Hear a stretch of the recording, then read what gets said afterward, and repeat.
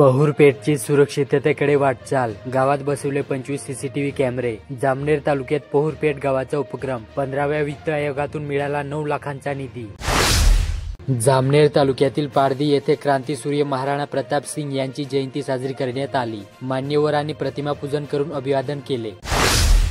जळगाव जिल्ह्यात राजमाता पुण्यश्लोक अहिल्यादेवी होळकर यांची 300वी जयंती जिल्ह्यात विविध ठिकाणी मोठ्या उत्साहात साजरी करण्यात आली. या निमित्ताने विविध कार्यक्रमाचे आयोजन करण्यात आले होते. मान्यवरांच्या हस्ते प्रतिमा पूजन करण्यात आले. जिल्ह्यात अनेक ठिकाणी लक्षवेधी रॅली काढण्यात आली, तर विविध स्पर्धा, बक्षीस वितरणाचा कार्यक्रम पार पडला.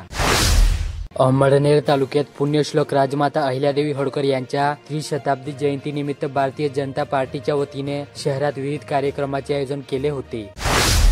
पशुधनासाठी इअर टॅगिंगची सक्ती. चाळीसगाव बाजार समितीचा निर्णय. इअर टॅगिंग असणाऱ्या जनावरांचीच बाजारात खरेदी विक्री.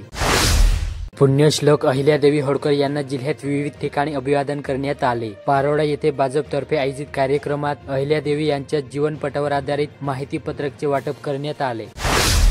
एरंडोल तालुक्यातील कासोदा व एरंडोल या मोठ्या गावासह जवळपास 10 ते 15 गावांची तहान भागवणाऱ्या अंजनी धरणात मे 2025 अखेर अवघा 27% जलसाठा शिल्लक आहे. धरणाच्या जलसाठ्यात वाढ होण्यासाठी पुरेसा पाऊस जून महिन्यात होणार की पाऊस लांबणीवर जाणार याबाबत वेगवेगळे अंदाज बांधण्यात येत आहेत.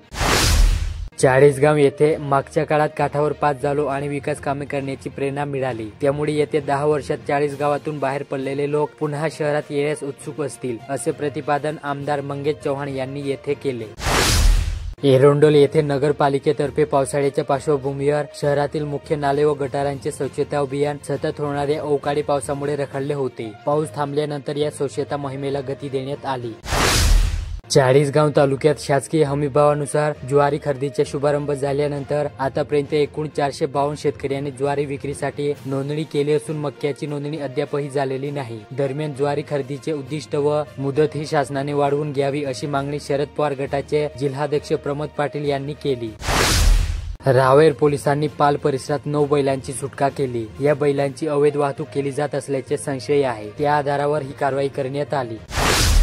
अमळनेर तालुक्यात पेरणीपूर्व मशागतीच्या कामांना वेग आला. दिवसभर ऊन सावलीचा खेळ सुरू आहे. जून महिन्यात पेरणी होईल यासाठी बळीराजा जुळवाजुळव करताना दिसत आहे.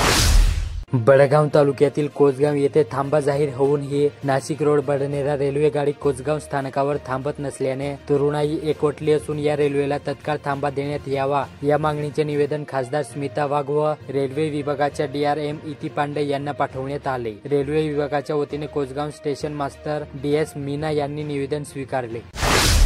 बडगाव तालुक्यातील कोसगाव येथे शारदा माध्यमिक विद्यालय व आताच्या बज हिरण विद्यालयाच्या सन 2005-06 या वर्षातील 10वीच्या विद्यार्थ्यांचा स्नेह मेळावा नुकताच पार पडला. विद्यार्थ्यांनी आपल्या जुन्या आठवणींना उजाळा देत भावनांना वाट मोकळी करून दिली.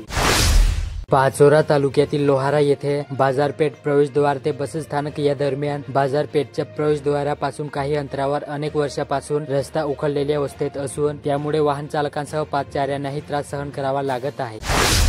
बडगाव ते वलवाड या रस्त्याची अतिशय दुर्दशा झाली. रस्त्यावर सर्वत्र खड्डेच खड्डे पडले आहेत. त्यामुळे वाहन चालवणे अवघड बनले आहे. पारोळा तालुक्यातील देवगाव येथे महिला व बालकल्याण विकास मंत्रालयाच्या माध्यमातून महिला बचत गटांसाठी असणाऱ्या विविध योजनांचा लाभ मतदारसंघात मिळवून देण्यासाठी कोसशियन प्रयत्न करणार आहे. महिला बचत गटांना हक्काचे व्यासपीठ उपलब्ध व्हावे यासाठी स्वतंत्र इमारत उभारण्याच्या मानस असल्याचे मत आमदार अमोल पाटील यांनी व्यक्त केले.